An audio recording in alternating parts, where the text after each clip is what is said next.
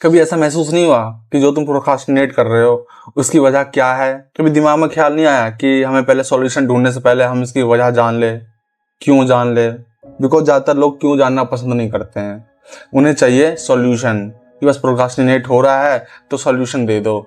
अब इसके पीछे क्या रीज़न है, पीछे मैंने अपने बीते हुए कल में ऐसी क्या गलती करी या फिर मैं गलती कर रहा हूँ, उस चीज़ से मुझे क्या सीखना चाहिए, कोई फ़र्क नहीं पड़ता है। हमें स्टेप बता दिया जाए, हमें वो रूल दे दिया जाए जिसे हम फॉलो करके अपना प्रोक्रास्टिनेशन ख़त्म कर लेंगे। बट जब तक आप किसी पेड़ का रूट ख़त्म नहीं करोगे तब तक वो पेड़ दोबारा उगाएगा। आज मैं इस वीडियो में यही बताने वाला हूँ कि यार प्रोक्रास्टिनेशन क्यों होता है और उसके बाद सॉल्यूशन। पता है, हमारा ब्रेन लॉन्ग टर्म के ग्रोथ को शैडो कर देता है शॉर्ट टर्म में मिलने वाले, प्रेजेंट में मिलने वाले कंफर्ट से। अब वो कंफर्टनेस शायद आपको पता होगा किस किस टाइप का होता है। तो यही तो है जो आदत में बदल जाती है और इसे ही तो कहते हैं हैबिट लूप, जहाँ पर इंसान को कोई रीजन मिलता है, फिर उसे वो अपने बिलीव में चेंज करता है और वो उसकी आदत बन जाती है। कई सारे लोग कहते हैं प्रोक्रास्टिनेशन लेजीनेस होता है। अगर मैं ये कहूँ कि प्रोक्रास्टिनेशन लेजीनेस के कारण नहीं होता है तो एक साइकोलॉजी में इफेक्ट है, ज़िगार्निक इफेक्ट। पता है इसमें क्या बताया गया है? इसमें कहा गया है जब इंसान अपने काम को छोड़ता है, मतलब कि ब्रेक लेता है, तो उस समय भी ना उसके माइंड में वो काम एक्टिव रहता है कि ये काम मुझे करना है। बट दिक्कत यहाँ आ जाता है जब वो लंबा ब्रेक ले लेता है। आप खुद सोच के देखो, आप कोई काम कर रहे हो और आपने 4 घंटे का ब्रेक ले लिया और बोला मैं 4 घंटे बाद करूँगा, तो दोबारा क्या उसी एनर्जी से वो काम कर पाओगे? आपको ऐसा लगेगा ना यार ये तो हैवी हो गया, अब मुझे दोबारा स्टार्ट करना पड़ेगा, शुरू स्टार्ट करना पड़ेगा। और यही होता है ज़िगार्निक इफेक्ट, जहाँ पर इंसान प्रोक्रास्टिनेट करता है, रीज़न कोई और होता है, थोड़ा सा कंफर्ट मिल जाता है और बाद में जब वो दोबारा अगले दिन वो काम पे जाता है तो उसे ऐसा लगता है यार अब तो दोबारा स्टार्ट करना पड़ेगा। और ये चीज़ें ना धीरे धीरे हमारे ब्रेन को इस चीज़ की आदत लगा देता है। कितने बार आपके साथ ऐसा हुआ है? अपने आप से पूछना कि जब भी आप काम करने बैठते हो तो आपको इंतजार होता है ब्रेक का। बहुत सारे लोग का मेंटलिटी ऐसा होता है कि जब वो काम करने के लिए जाते हैं ना तो उनका इंतजार सिर्फ ब्रेक का ही होता है कि यार छुट्टी कब हो जाए या फिर हम ब्रेक कब लें। काम का पूरा फोकस ये होता है कि हम काम करेंगे ब्रेक के लिए। और जो इंसान ब्रेक के लिए काम करता है तो 100% वो प्रोक्रास्टिनेट करेगा, क्योंकि सारा फोकस उसका ब्रेक पे है। यानी कि जितना भी मज़ा आ रहा है, जितना भी उसे कंफर्ट फील हो रहा है, उस ब्रेक में फील हो रहा है। तो वो जब अपने काम को एंजॉय नहीं कर पा रहा है तो क्या होगा? प्रोक्रास्टिनेट होगा ना। और ये क्यों यहीं से निकल के आता है कि क्यों प्रोक्रास्टिनेशन होता है। इंसान यानी हमारा ब्रेन हमेशा क्या करता है? एनर्जी बचाने की कोशिश करता है। वो सोचता है जितना जितना एनर्जी वो बचाएगा उतना हमारा शरीर परफेक्ट रहेगा, हमारा हेल्थ सही रहेगा।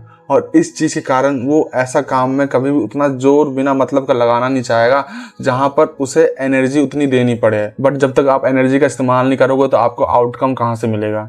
ये चीज़ भी आपको सोचना है ना। और अगर आपको लाइफ में कुछ करना है, अपने लाइफ में कुछ भी आपको बनना है, स्किल डेवलप करना है, कंटेंट क्रिएटर बनना है, तो एनर्जी तो देनी होगी ना। वहाँ पर अगर आप ये सोचोगे कि मैं काम भी करूँ और फिर उसके बाद जाके मैं एनर्जी भी सेव करूँ, काम भी करूँ, एनर्जी भी सेव करूँ, तो बाद में तुम्हें थोड़ा सा ये अवॉइडिंग कॉपिंग लगेगा। मतलब धीरे धीरे ये तुम्हारे इमोशनल से जुड़ जाएगा और उसके बाद जब तुम ये काम एक टाइम पे जाके तुमसे नहीं हो पाएगा ना, तो तुम पता है क्या करोगे? तुम ये काम वापस से इसकी तरफ मुड़ के देखोगे ही नहीं। क्योंकि जब कोई काम इंसान के इमोशन से जुड़ जाता है और वो लाइफ में उस काम को पूरा नहीं कर पाता है तो वो उस काम की ओर दोबारा देखना तक नहीं चाहता है। बिकॉज छुपी होती है फेलियर, छुपी होती है डिफ़िकल्टीज, छुपी होती है वो दर्द, छुपी होती है वो पेन, और वो जाएगा ही नहीं फिर उस जगह पर।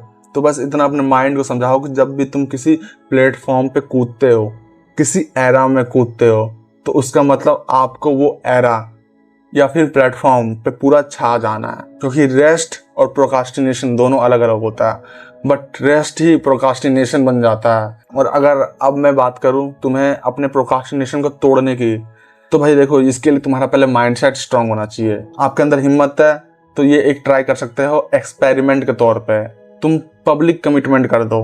लोगों को लगता है ना ज़्यादातर कि यार पब्लिक कमिटमेंट करने से काम में मुश्किल होती है, इंसान का डिस्ट्रैक्शन मिलता है, लोग मतलब डिस्टर्ब करने आते हैं। बट जो इंसान इस पब्लिक कमिटमेंट को एक बार अपने लाइफ में इस्तेमाल करके उसे सक्सेस कर लेता है तो अगला जो भी काम करेगा वो अपने, जो कहता है ना कि जो बोल दिया वो हो गया, वो वाली सिचुएशन में जाएगा। पब्लिक कमिटमेंट सिर्फ पब्लिक कमिटमेंट नहीं होता भाई, ये तुम्हारे ईगो के ऊपर भी आ जाता है। अब तुम्हें पता है कि मैंने इनको ये बात कह दिया है तो करके दिखाना है।